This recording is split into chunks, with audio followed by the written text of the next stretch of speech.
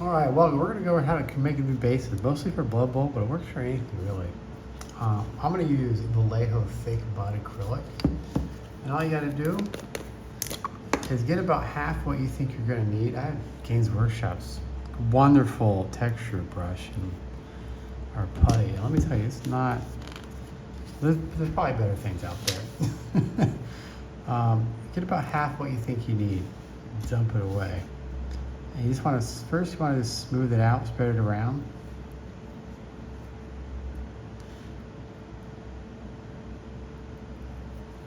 And then I get the flat brush and kind of make it nice and smooth. I can see I need a little bit more.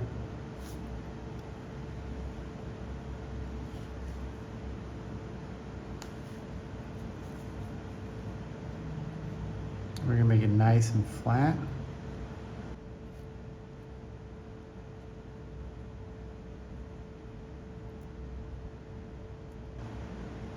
Make sure you just come up to all the edges. And once that's done, you can just take your tool or your finger and just kind of clear it out. And you can always just do little taps and with some sort of tool or a paintbrush, make it look like footsteps are coming in there. And it'll make sense once you see like it painted up. We're just trying to get the texture up there. Now, if you're an idiot like me, and you got your team already there, once again, get a small dab.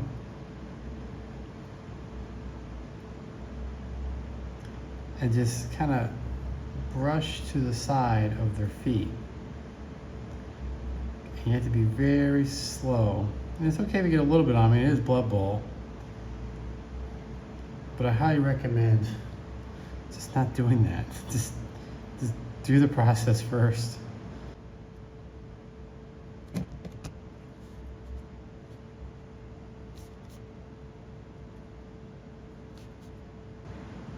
Because the tricky part comes right here, especially like the Snotling team. You kind of got to get in between, and they're muddy. I mean, it's all right if you're playing on a muddy field.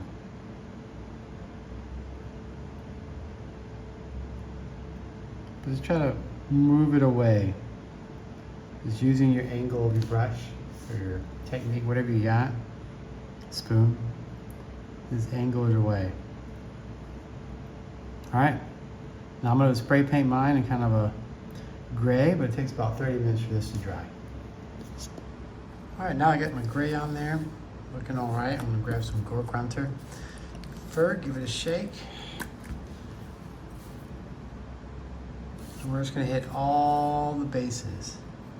All right, and I like to get, if I'm an idiot, and if I'm an idiot and I put all my miniatures on there first, I like to get the base first because we do a lot of dry brushing. It just gets over the feet and I don't want to have to redo work. It's gonna save me a little bit of time.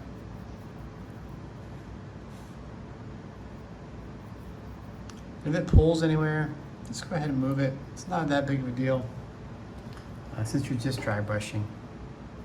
And you know, it's a mud. It'll be all right. All right, my first step, I'm gonna take oak brown. Any dark brown you have ought to do. And then I'm gonna put it on my brush. All right, it's just a dry brush for a base. I'm not too concerned about what it looks like. And just give it a little check here. It can be a little thick for your first go.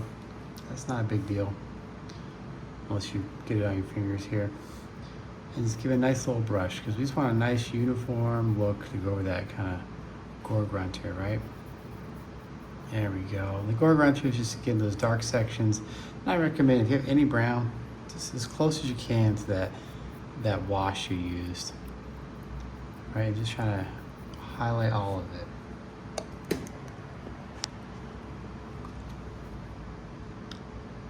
Now a 50-50 oak brown and brown fur. Give it a slightly lighter look. Come over here. There we go. We're gonna dry brush it again.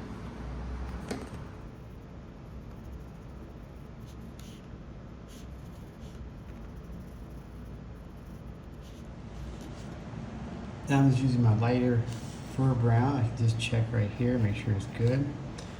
Let's always have a little bit less and a little lighter touch, right? You can see it's getting that kind of muddy feel that we want for our little snotlings.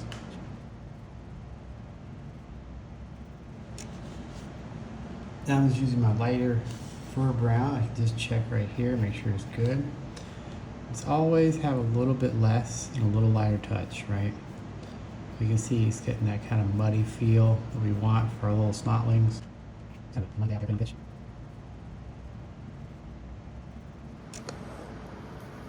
Now I got leather brown. I'm 1-to-1 with my vermin or fur brown. There we go. Let's get a little bit lighter. Just kind of lightly dry brush it.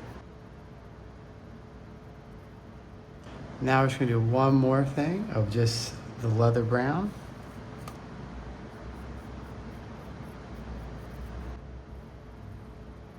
Now we're gonna just do a little bit of lightening. I don't want to be too crazy. I'm gonna grab some Banshee brown, mix it with my leather brown. I don't want it too white because we're gonna put a stripe on there. And just lightly get the highlights. There we go.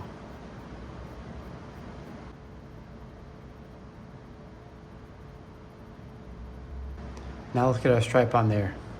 Now we got a matte white, and we just gotta pick an angle and hold real steady. Just make where we think the pitch is gonna be.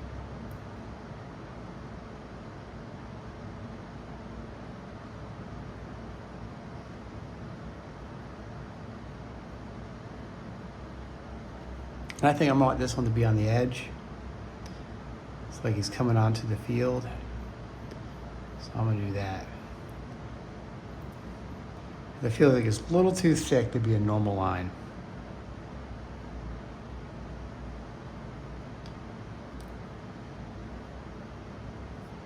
Now I'll do a little bit of basing.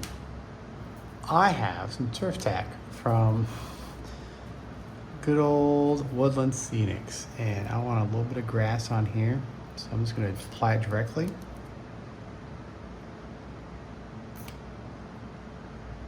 Hopefully not too much. Get my little tool, and don't forget to wash it when you're done. You just want to spread it out a bit. And it's going to dry clear, so it's not going to be a big deal.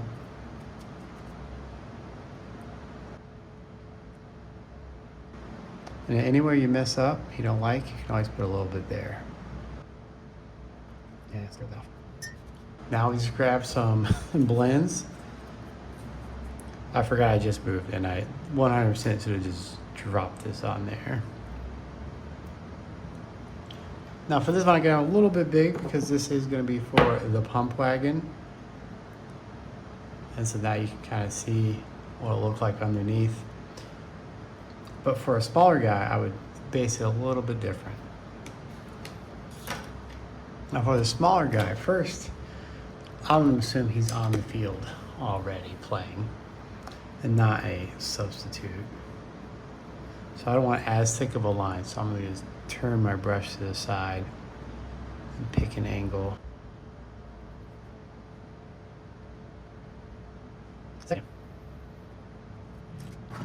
After applying the hardtack, I'd be very careful how much I put.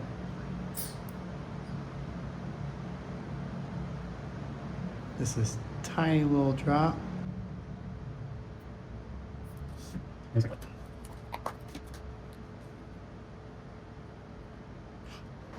kind of blow off the excess, get an old brush, anything that's dry will do, and just move away the excess.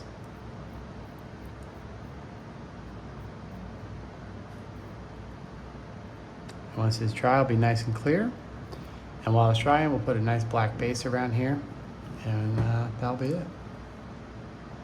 And there you have it, a nice little base for your team. Only takes maybe, the team takes maybe 20 minutes to knock out. Pretty quick. And now to paint the snotlings.